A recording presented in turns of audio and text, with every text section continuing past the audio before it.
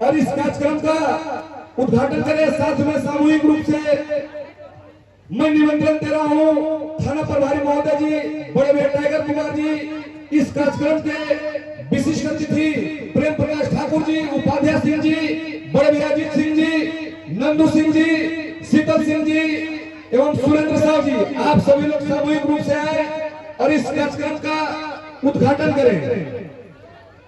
एक जोरदार तालियों से स्वागत होनी चाहिए।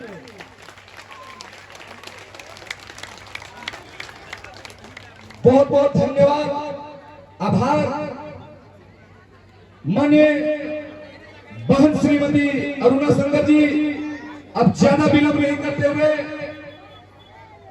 मैं अरुणा संगर जी से अनुरोध करूंगा कि हम सभी लोगों के बीच में अपने दो अमृतवाणी हम सभी लोगों के बीच में रखें। बहुत बहुत धन्यवाद।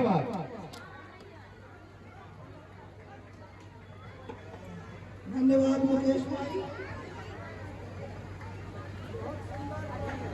बहुत ही सुंदर आयोजन कोडिया में शिव मंदिर में के प्रांगण में हमारे इस समिति के अध्यक्ष नंदू सिंह जी। भाई नंदू कौन है भाई? थोड़ा हम लोग समझ लें तो ज्यादा अच्छा रहेगा। नंदू भाई, अरे प्रदीप ठाकुर जी भाई उपाध्यक्ष है, अध्यक्ष भाई, अरे भाई आप देवेंद्र ठाकुर जी सचिव हैं। देवेंद्र भाई नहीं है, कोई बात नहीं, इसीलिए सारे लोगों का नाम होता है कि कोई न रहे तो कोई समान नहीं, है ना। सुरेंद्र भाई कोषाध्यक्ष है। नमस्ते नमस्ते सुरेंद्र भाई। अच्छा, अरे वाह। और हमारे मुकेश जी जो है मुख्य इसके आयोजक संरक्षक मुकेश भाई, इस सुंदर कार्यक्रम और इतने लोगों की उपस्थिति के लिए आपका बहुत आभार, बहुत बहुत बधाई, आभार करती हूँ। टाइगर कुमार जी, टाइगर कुमार, वाह क्या बात है टाइगर भाई, वाह क्या बात है। अजीत सिंह जी, अजीत भाई, अजीत भाई, दिनेश प्रसाद गुप्ता जी सह संरक्षक है। दिनेश भाई, दिनेश भाई बहुत अच्छा। प्रेम प्रकाश ठाकुर जी है ना, विश्व अध्यक्ष हमारे हैं। अरे नमस्ते नमस्ते। और शीतल सिंह जी उप प्रमुख सदर के प्रणाम। उपाध्यक्ष जी सिंह सुआ मुखिया पति। अरे भाई, अरे भाई हमारी मुखिया कहाँ है? मुखिया पति के साथ मुखिया होना चाहिए है। और हमारे इस कार्यक्रम में आए हमारे सदर थाना के भाई, जिनकी सुरक्षा में आज ये सुआ कोरिया जो सुरक्षित है, उसके लिए भी इनका बहुत बहुत आभार, अभिनंदन। इस तरह का कार्यक्रम में आपका सहयोग बहुत ही सराहनीय है, बहुत बहुत आभार।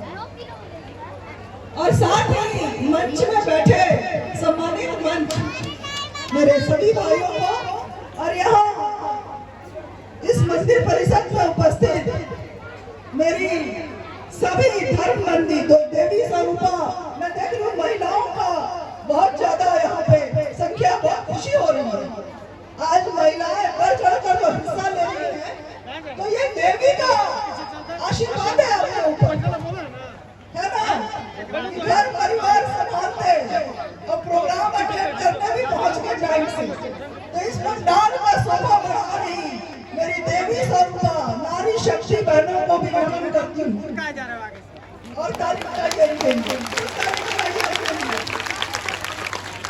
और साथ ही बहुत सारे युवा भाइयों को भी मैं देख रही हूँ इस प्रांगण में आए हुए हैं। इस तरह का सांस्कृतिक कार्यक्रम जो होता है, उसका उद्देश्य ही होता है कि आप अपनी संस्कृति के बारे में जानिए, है ना। ये सिर्फ मनोरंजन के लिए इस तरह का कार्यक्रम नहीं होता, होता है क्या?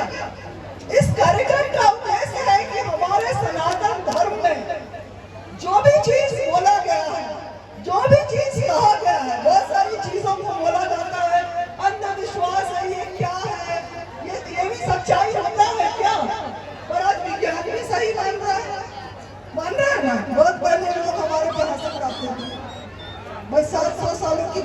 थी हमारी 500 साल 700 साल मुगल का, और इसके बाद 200 साल अंग्रेज का। तो पूरी संस्कृति सभ्यता को उन्होंने बदल दिया। आज हमारी ही वेदों पुराणों से उन्होंने आगे बढ़ गए और हम पीछे रह गए। क्या बोल के? अंधविश्वास। जब कृष्ण जी का जन्म हो रहा था तो कंस की बहन थी देवकी, है ना, लाडली बहन थी, शादी हो रहा है वासुदेव जी के साथ। कृष्ण ने वो क्या किया? कंस बहुत धूमधाम से अपनी बहन का उन्होंने शादी किया, पता है ना आप लोगों को? फिर क्या हुआ? हमारे विश्व में महाभारत में लिखा हुआ है कि ऊपर से आकाशवाणी हुई कि ये जो देवकी का पुत्र जन्म लेगा, 8वां पुत्र, वो तुम्हारे मौत का कारण बनेगा। अब क्या हुआ? कंस का सब प्रेम खत्म हो गया, बहन से हो गया ना।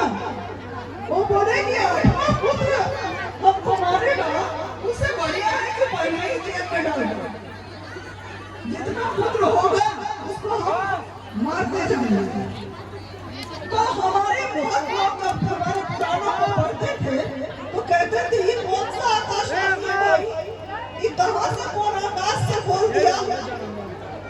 क्या बोले ना उसने ऊपर से आकाशवाणी कि है कंस, जिसको तुम शादी करके धूमधाम से विदाई कर रहे हो, उसका 8वां पुत्र तुम्हारे मौत का कारण बनेगा।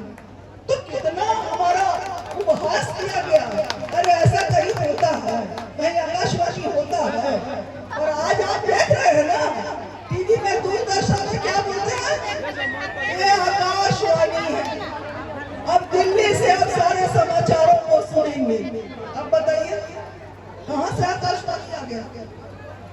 तो हमारा जो धर्म है उससे हमको तोड़ा गया, हमको तोड़ के कमजोर बनाया गया। कहते हैं कि भारत देश बड़ा गरीब देश है, भूखे नंगों का देश है। यदि इतना ही गरीब देश था तो हर समय कभी मुगल, कभी अफगानी, कभी अंग्रेज क्यों आते थे देश को लूटने के लिए? यदि इतना गरीब देश था, है ना? ये सब चीजें जो है हमको कमजोर करने के लिए किया गया। और जैसा कि आप सब देख रहे हैं, मैं बहुत छोटी सी क्लियर सब साफ शब्दों में बात करूंगी आप सभी बहनों से कि हमारे धर्म में किसी तरह का पर्दा प्रथा नहीं थी। इतनी नारी मजबूत थी हमारे समय में। अभी भाई बोल रहे थे कि नारी अब अबला नहीं है, नारी कभी अबला नहीं थी। अब हजारों वर्ष की प्रतिमा जब मूर्ति देखते हैं शिव जी और पार्वती जी का, तो क्या देखते हैं कि पार्वती जी घूंघट लेके बैठी हैं? देखते हैं? देखते हैं? कोई मूर्ति हजारों वर्ष पुरानी हमारी मूर्ति है राधा कृष्ण की। तो आप कभी आपने देखा कि हमारी महिलाएं पर्दा करके बैठी हैं? जी नहीं, हमेशा वो अपने पति के साथ, अपने पति के बगल में अर्धांगिनी बनकर बैठती थी, है ना? चाहे राम हो, सीता हो, किसी को भी आप पर्दे में नहीं देखोगे। पर्दा में क्यों लाया गया? उन दुराचारियों के नजर से बचाने के लिए, अपने घर की बहू बेटी अंग्रेजों से, मुगलों से, अंग्रेजों से कि भाई छुपे रहो, बाल विवाह करते हो। हमारे यहाँ जो स्वयंवर का प्रथा था, कोई वर नहीं सुने होंगे किसी को कि कोई वर चुन रहा है, वर स्वयंवर कर रहे हैं। ऐसा हुआ है क्या? नहीं। राजकुमारी महिलाएं अपने लिए वर चुनती थी। कितना बड़ा विशाल गणेश जी, तभी तो ऐसा नहीं हुआ कि कोई पुरुष चुन रहा है महिलाओं को। नहीं, स्वयंवर यदि सीता जी का स्वयंवर भी रखा गया और जिसका भी स्वयंवर राजकुमारियों का, तो तरह तरह के राजकुमार उस दरबार में आते थे उस राजकुमारी से शादी करने के लिए, और जिसको वो चुनती थी वो वर होता। कितना ऊंचा विचार था, कि जिसको बेटी चुनेगी अमिता उसको स्वीकार कर देगी। तो ऐसा नहीं है, हमारा सनातन धर्म बहुत मजबूत धर्म है और आज इसी धर्म को मजबूत करने का जरूरत है। इस तरह का पूजा पंडालों में मैं यहाँ उपस्थित अपने कथावाचकों को और जो भी कार्यक्रम होता है, मैं कहूँगी अभी कृष्ण जी का कार्यक्रम जब होता है तो मैं भाइयों से और जो कार्यक्रम करा रहे थे उनसे भी कहना चाहूंगी, क्या कृष्ण जी सिर्फ माखन चोरी थे? क्या कृष्ण जी सिर्फ गोपियों का कपड़ा उठाते थे? नहीं, ये इस तरह का उनको दूसरी तरह के रूप में प्रस्तुत किया गया कि आपके भगवान इस तरह के थे।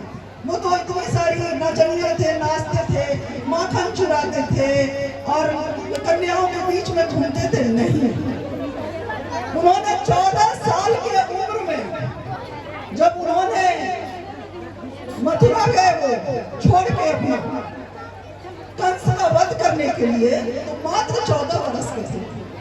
आप सोचिए, आज 14 वर्ष के बच्चे को हम बोलते हैं कि बहुत छोटा बच्चा है, अभी ये क्या करेगा?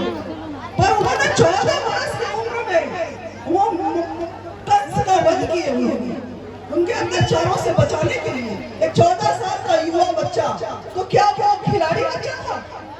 नहीं, उन्होंने जिस जगह, इसीलिए कृष्ण को कहा जाता है संपूर्ण जीवन यदि किसी देवता ने जिया तो वो भगवान प्रभु श्री कृष्ण है ना। उन्होंने बच्चा, जब वो बच्चे थे तो बच्चा का भी जीवन ऐसा जिया कि आज भी हम उनको अपने जीवन में जन्मदान करते हैं। आज भी हमारे घर में यदि कोई बच्चा जन्म लेता है तो हम बोलते हैं लाला कान्हा, ओ मेरा लल्ला, ओ मेरा कान्हा। तो वो आज भी नायक है, आज भी उनको हम जी रहे हैं। और जब युवा हुए तो इतना सुंदर प्रेम का गाथा उन्होंने किया कि बिना किसी को पाए भी प्रेम दिखाया जा सकता है। किसी स्वार्थ के बिना भी यदि कोई प्रेम दिखाया जा सकता है तो वो कृष्ण है। और तभी हम क्या कहते हैं, जब हमारे गली मोहल्ले में जब लड़के जवान होते हैं तो हम क्या बोलते हैं, अरे बड़े कृष्ण कन्हैया बन के घूम रहे हो, कहते हैं ना। वो सोचिए, हमारे जीवन को आज भी हम जी रहे हैं वो ऐसे नायक हैं। और जब वो द्वारिकाधीश बने, जब हाथों में चक्र और गदा लिए, जो द्वारिकाधीश बने, उन्होंने अधर्म के पीछे लड़ाई की, धर्म का साथ दिया। अधर्म की लड़ाई की, अधर्म को नहीं होना चाहिए, अधर्म के पीछे लड़ाई किया। और ऐसे 5 पांडवों को, जो निष्कासित 5 पांडव थे, उनके लिए महाभारत रचा। और बोले, जब बोलते हैं अर्जुन की भाई जब यही है आप हमको दिला सकते हैं राज्य, तो युद्ध क्यों? तो बोलते ये इनका कर्म है जो इनको भोगना है, बिना भोगे ये जा नहीं सकते। ऐसे में अनावरत इनको मार नहीं सकता, तो इनकी मृत्यु तो निश्चित है। तो ऐसे कृष्ण, और मैं चाहूंगी कि आज जो हमारे स्टेज में जिस तरह का मंचन किया जाता है कृष्ण के बारे में कहा जाता है, तो मैं चाहूंगी कि आने वाले अभी जो भाई प्रस्तुत करते हैं वो कृष्ण का विराट रूप को भी देखें। आज के युवा बच्चे, आने वाला समाज हमारा देखेगा कि विराट रूप में उन्होंने किस तरह गीता का उपदेश दिया, वो भी दिखाना चाहिए। मैं चाहूंगी कि आगे इस तरह का कल्चर हमारे संस्कार में आए, यहाँ कृष्ण जी का विराट रूप हो और वो बताएं कि क्या है जीवन का सार, क्या है जिसके लिए तुम आज मर रहे हो, न वो कल तुम्हारा था न आगे तुम्हारा रहे। जो अपना परिवार है, जो अपना लोग है, उनके लिए जिए, आज के समय में जिए, न कल के लिए, आने वाले कल के लिए, न भूतो न भविष्य, है ना।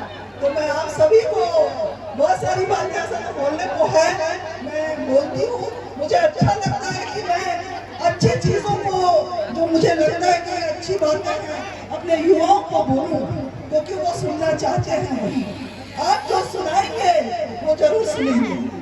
कहते हैं ना कि बार बार किसी चीज को दोहराया जाए तो वो पूरा होता है ना, तो वो जरूर पूरा होता है। जब पत्थर में निशान पड़ सकता है तो बार बार यदि हम यहाँ खड़े होकर अपने अच्छी बातों को बताएंगे कि कैसे अपने माता पिता, अभिभावक का, गुरुओं का सेवा करना है ना, उनका आदर करना है, सम्मान करना है। माँ पिता से बड़ा इस दुनिया में कोई आपका शुभचिंतक नहीं है। गुरु के बिना कोई आपका शुभचिंतक नहीं है। आप एक बार 10 बार माँ पिता जी यदि बोलेंगे, एक बार आप जरूर सुनिएगा, जरूर उनका विचार कीजिएगा। इसीलिए कहते हैं, कहावत है, करत करत अभ्यास ही जड़मति होत सुजान, रसरी आवत जात ही सिर पर पड़त निशान। यदि हम बार बार किसी चीज का सिमरन करेंगे, याद करेंगे, वो जरूर होगा, जरूर होगा। आप देखते भी हैं कि किस तरह का सोच आप रखते हैं, वो अपने साथ घटित होगा। इसीलिए हमेशा सकारात्मक सोच रखिए। बस यही कहना चाहूंगी और यहाँ उपस्थित सभी माताओं बहनों को कहूंगी कि माता रानी आपको इसी तरह बलवान बनाए, माता का हर रूप में आए। कभी आप तुलसी की माला भी बन जाइए और कभी दुर्गा की माला भी बन जाइए, ठीक है। बहुत बहुत सभी भाइयों को और सभी आयोजकों को इतना सुंदर आयोजन करने के लिए बहुत बहुत धन्यवाद। इसी तरह सुनते रहिए, सनातन धर्म को जगाते रहिए।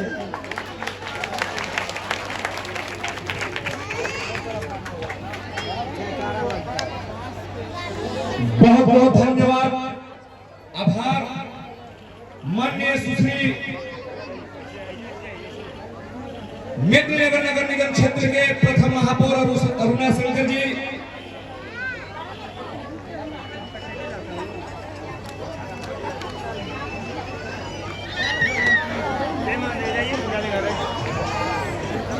दीदी से हम आग्रह करेंगे।